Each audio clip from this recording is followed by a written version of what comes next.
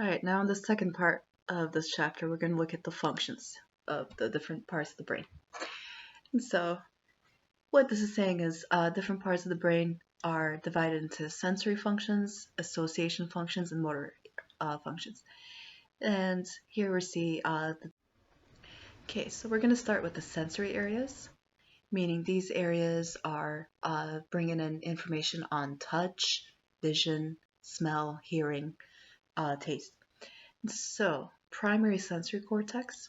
Now, this is the same region as the postcentral gyrus. And also note that this is in the parietal lobe. So, what we're seeing here on the picture, it's the yellow part here. So, if you remember, the central sulcus is the separation point.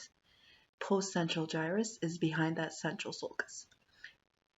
Okay, so primary sensory cortex is the same thing as the postcentral gyrus. Now, this part gathers information on skin. So what we mean by that is touch, pain, pressure, itching. So it's getting all that information. Okay, the next also sensory area, Wernicke's area. Now here on the picture, you don't need to identify it on a picture, but we can see it right here. It's the screen part here, Wernicke's area. Okay, and then know for this one that this is for understanding and formulating language. Okay, the next one, visual area. We need to know that this is in the occipital lobe, and of course this is for vision. Okay, so all of this occipital lobe is for vision. The purple part is for interpreting vision, and the other areas is for putting together different visual information and making sense of it. Auditory area, know that this is in the temporal lobe. So all of this. For taste, it's the insula. And then smell is also in the temporal lobes. Okay, so know the different lobes associated with these different functions. This is a very weird picture when you look at it, but this is actually showing that postcentral gyrus, or the primary sensory cortex. So if you were to take it out of the brain, it would look like this, that region. And what they did is they mapped which areas of the body the brain is getting information on. So for example, this part of the gyrus is getting information from the hand, some of the forearm. This part of it gets information from the face.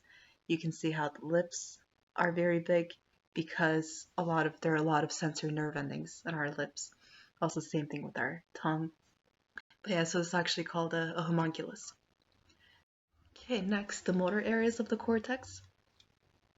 Primary motor cortex. So this is the same area as the precentral gyrus. And so this is then the pink area that we're seeing in front of the central sulcus. Okay, so then know that this is in the frontal lobes. Okay, and also the function, primary motor cortex, is controlling our muscles. Broca's area. Broca's area is also in the frontal lobe. So it's this orange part here. And this is controlling the muscles needed for speech. So don't get this confused with the Wernicke's area. Wernicke's area is for understanding language, but this is controlling our muscles. Okay, and the other motor area, the frontal eye field, so it's just above the Broca's area. You don't have to know that, but then know that this is for the eye movements and the eyelids. And so we're seeing it right over here. Okay, and then what is not written on this slide is that the frontal lobe is involved in concentration, planning, thinking, problem solving. So those, and then also it's important for movement. That's the frontal lobe. And so then this is the homunculus for the primary motor cortex, or the precentral gyrus. And we're seeing what parts of it control what parts of our body. And so then this is just a summary of the different lobes and the functions. And so again, the frontal lobe, this is for higher intellectual processes, thinking, problem solving, but also motor areas, meaning controlling movements of our body. Parietal lobes, this is for sensory. So the postcentral gyrus is important for touch, pressure, pain from the skin. Temporal lobe is for hearing. especially, and also for taste. And then the occipital lobe we saw is for vision.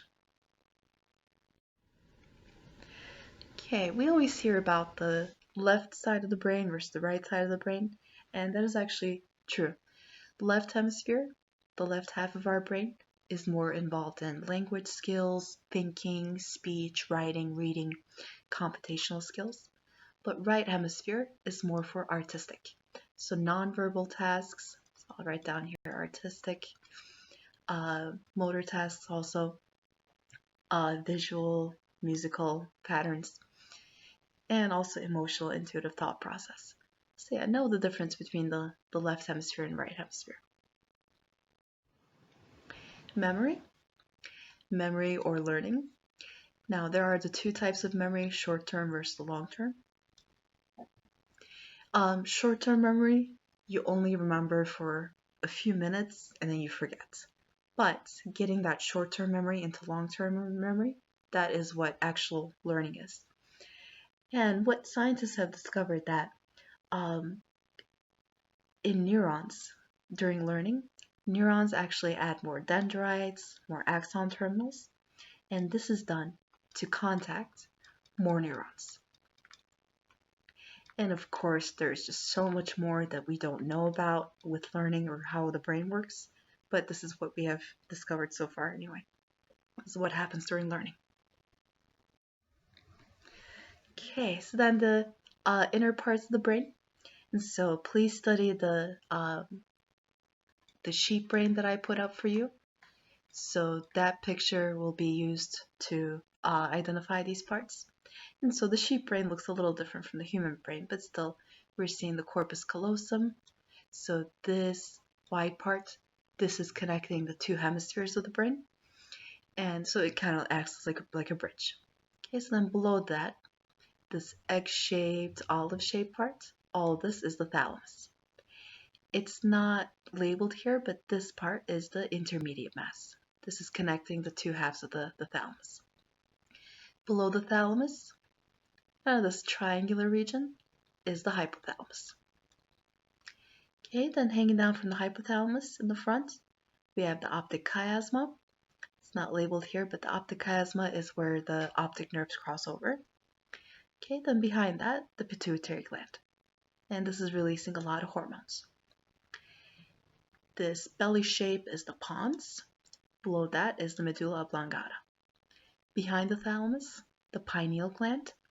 Pineal gland is regulating our sleep cycles, our day-night cycle. Below the pineal gland, we see these two hill shapes. The top hill is the superior colliculus, and the bottom is the inferior colliculus. On the sheep brain, the superior colliculus is much more bigger than the inferior colliculus, so I will ask the superior colliculus on the sheep brain. And we're also seeing this canal here. This canal is for the cerebrospinal fluid to flow through. That canal is the cerebral aqueduct.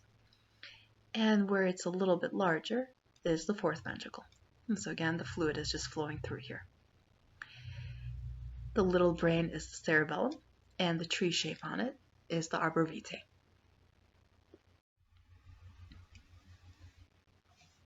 The limbic system. This is not just one area of the brain, but it's actually different parts of the brain. So here we're seeing on the picture, the basal ganglia is kind of this region, the thalamus, hippocampus is just behind, hypothalamus, amygdala. You don't need to identify these on the picture, but just know these regions are part of the limbic system, and the function of the limbic system, know this especially, memory, learning, and emotions are processed in these regions. So if you read these different parts on the picture, basal ganglia is for movement but reward, thalamus, the sensory gateway, hippocampus is for memory, hypothalamus is regulating our body's functions, and the amygdala is also for emotion.